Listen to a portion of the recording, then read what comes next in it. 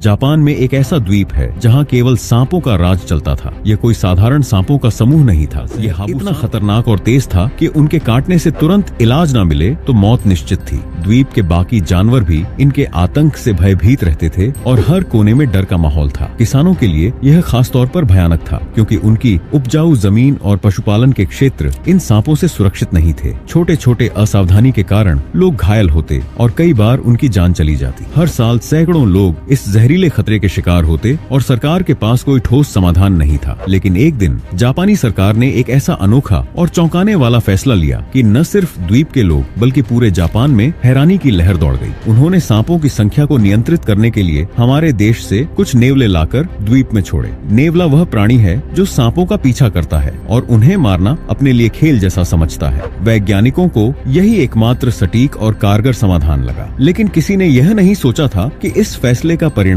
कितना विनाशकारी हो सकता है। यह एक ऐसा निर्णय था जिसने प्रकृति के नियमों को चुनौती दी और जापानी जनता को 25 साल बाद इसका भयानक परिणाम समझ में आया।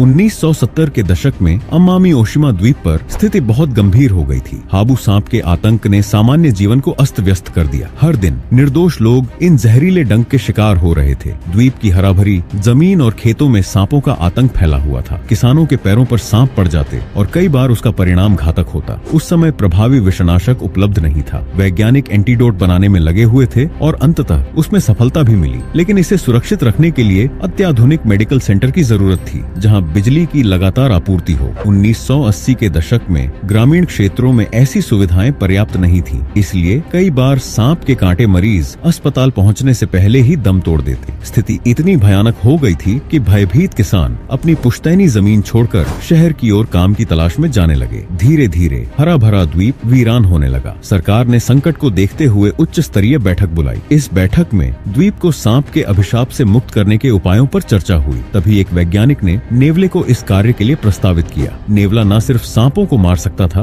बल्कि उनके जहर से सुरक्षित भी रहता था। प्रकृति के माध्यम से प्रकृति को नियंत्रित करने की यह धारणा जापानी सरकार ने स्वीकार कर ली। लंबे विचार विमर्श के बाद वैज्ञानिकों ने नेवले को चुना। नेवले और सांप के बीच शत्रुता पुरानी है। जब लड़ाई शुरू होती है तब खत्म होने तक नहीं रुकी जाती और ज्यादातर मामलों में नेवले की जीत होती है। हाबू सांप भी उनके शिकार की सूची में शामिल था। नेवले के शरीर में प्राकृतिक सुरक्षा प्रणाली होती है जो सांप के जहर को निष्प्रभावी कर देती है। नेवले केवल भूख मिटाने के लिए नहीं बल्कि आनंद के लिए भी सांप मारते हैं। उन्हें अगर शिकार दिख जाए तो वे उसे जिंदा नहीं छोड़ते। लेकिन समस्या यह थी कि नेवला जापान का मूल प्राणी नहीं था। उनका प्राकृतिक निवास भारत, बांग्लादेश, पाकिस्तान और नेपाल जैसे देश जापान से अलग है। वैज्ञानिकों ने जोखिम उठाया और 30 नेवले लाकर अमामी ओशिमा द्वीप में छोड़ दिए। उनका विश्वास था कि अब द्वीप वासियों को सांप के डर से मुक्ति मिलेगी। कुछ साल बाद नेवलों की संख्या बढ़कर 30,000 तक पहुंच गई, लेकिन वैज्ञानिकों को हैरानी हुई कि नेवले सांपों के शिकार में ज्यादा रुचि नहीं ले रहे थे। उल्टे सांपों की संख्या भी बढ़ रही थी। इसका कारण था हाबू सांप का निशाचर स्वभाव और नेवले का दिनचर स्वभाव। दिन में आमना सामना होने पर भी नेवले ज्यादा उत्साहित नहीं होते। इस अभियान का अप्रत्याशित परिणाम यह आया कि दिन में सांप न मिलने पर नेवले द्वीप के दुर्लभ खरगोशों, पक्षियों के अंडों और किसानों की फसलों को नुकसान पहुंचाने लगे। जिस समस्या को हल करने लाए गए थे वह कई 80 के दशक में छोड़े गए 30 नेवले 25 साल में बढ़कर 50,000 हो गए।